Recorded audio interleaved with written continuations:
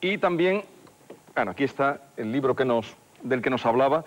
Y ahora el que nos hace llegar Ana Hernández de Málaga, que es La ciudad de los prodigios, de Eduardo Mendoza.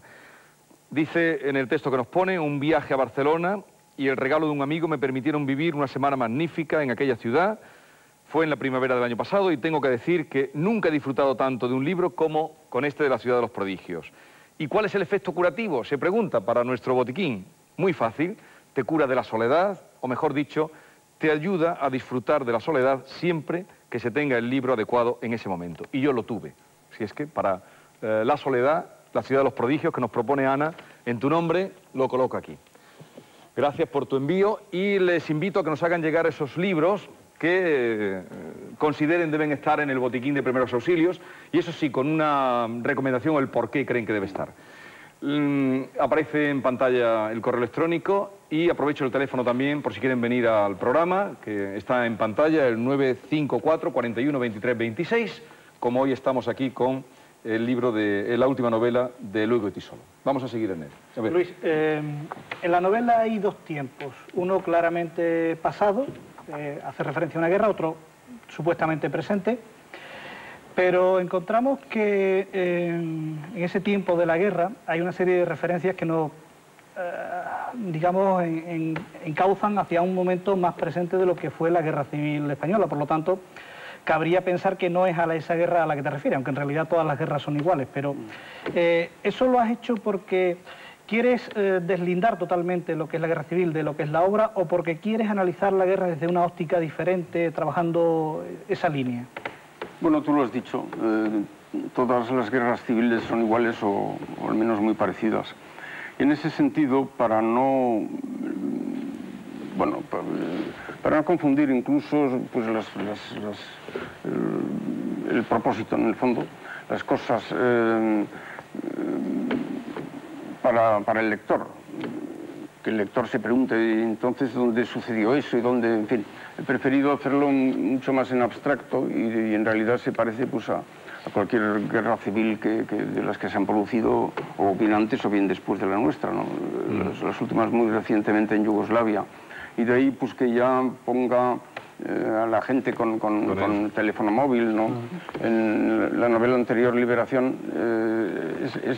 se hace referencia a la misma guerra. Igual que en Diario de 360 grados. Es decir, las tres últimas novelas tienen elementos en común, y en la otra pues hablaba de helicópteros, de cohetes tierra-aire, de este tipo de armas, una cosa que pasó hace 60 años o 70 en aquel caso. Pero también ¿no? hay, en lo que es el análisis del momento presente, sí, algunos elementos que son muy presentes en la realidad nuestra, como por ejemplo pues el levantamiento de fosas de lo que fue la guerra civil, claro. Lo cual también nos acerca, digamos, a esa guerra civil, aunque tú quieras evitarlo. Bueno, pero es que también lo mismo sucede en Croacia, en Kosovo, sí. en Serbia, en fin. A nivel personal, ¿qué opinión tienes de esa línea actual que se está dando de recuperar la memoria histórica y de desenterrar a los muertos de la guerra? Bueno, curiosamente en una entrevista publicada en Babelia dio lugar a una pequeña polémica sobre pues, la recuperación, bueno, sobre los muertos que todavía existen. Me dieron en una carta al director, alguien dijo que todavía quedaban los cadáveres de 30.000 personas desaparecidas o pues, ejecutadas, cosa que a mí realmente me cuesta creer, porque si los últimos análisis que se han hecho del conjunto de víctimas es de 320.000, incluida guerra, incluido represalias posteriores durante el franquismo, etcétera, los primeros momentos, pues me parece que es mucho. Yo francamente no creo que queden tantos, ¿no? Y luego, bueno, en el fondo lo que hay es una cuestión de que las cosas eran muy complicadas. Y en unos lugares se ve de una forma y en otros lugares se ve de otra. ¿Usted es partidario de abrir las fosas? Si se encuentran... Sí, lo que sucede es que abrir las fosas simplemente, si están por allí, pues claro que sí, ni que decir tiene. Pero lo que es muy difícil vamos, lo que no me parece conveniente es reactivar digamos, la inquina de aquella época, que no era de dos bandos, era de muchos más. Esto se sabe en determinadas zonas de España, se sabe en Asturias, en Madrid, en Cataluña, ¿no? ¿Usted cree que al abrir las fosas no cierran heridas, sino que a veces se abren muchas otras? Es que eso es lo que da pie a entrar la guerra, cuando llegan allí. Dice, últimamente, aparte de usted, las únicas caras nuevas en Mira el Río, que es el escenario, ya hemos dicho, han sido las de 2 periodistas y fotógrafos por si había más tumbas de fusilados. O sea, llegan en busca de esas tumbas. Hablando justamente de Mira el Río, porque es un poco el punto que el hilo conductor entre todos los personajes tienen en común este pueblo.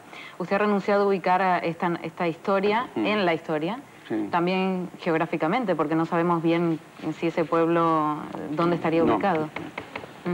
¿Por qué esto de no ubicarlo de ninguna manera? Precisamente para evitar pues, lo que incluso ha salido en este coloquio, ¿no? Sobre las fosas reales de la guerra civil, etcétera.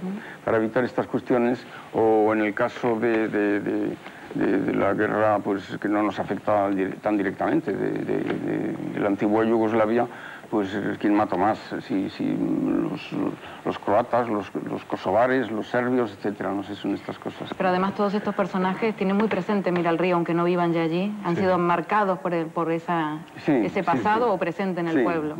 ¿Usted cree que nos condiciona tanto el lugar en el que vivimos o donde nacemos? Bueno, yo creo que sí, que a todo el mundo le afecta mucho el haber estado, en mi propio caso, por ejemplo, si en mis novelas siempre sale alguna referencia al campo, es porque yo nací pues prácticamente durante la guerra civil, ¿no? Y mis primeros recuerdos son de campo, no son...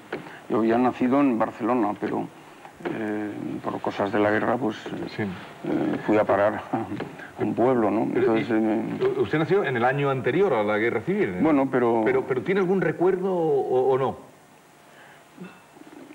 Bueno, de guerra civil no. No, de guerra civil no. No.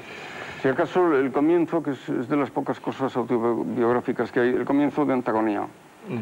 Recuerdo la entrada de tropas, las tropas franquistas en el pueblo, eso sí. Yo me pregunto, perdón, pero digo, como usted ha nacido en el campo, allí empezó su fascinación por los pájaros, porque no es la única novela en la que se alude en el título o en el texto a estos animales. ¿Por qué prefiere eso por sobre otros, no? ¿Es un gran observador de pájaros? No, pájaros en general me gusta mucho. ¿Aves? Las plantas, los árboles, todo. Los conozco bastante bien, igual que los animales, todo tipo de animales, sí. Respecto a esa guerra que juega a mezclar elementos muy distintos, ¿no? Muy diacrónicos, que resulta gracioso el retrato que hace de los que componen el comité revolucionario, que son el triunvirato, son 3 personajes que son muy dispares entre sí e incluso van a matarse entre ellos y bueno, no sé, cree que en ese impulso revolucionario hay un elemento trágico, un elemento fatídico en la que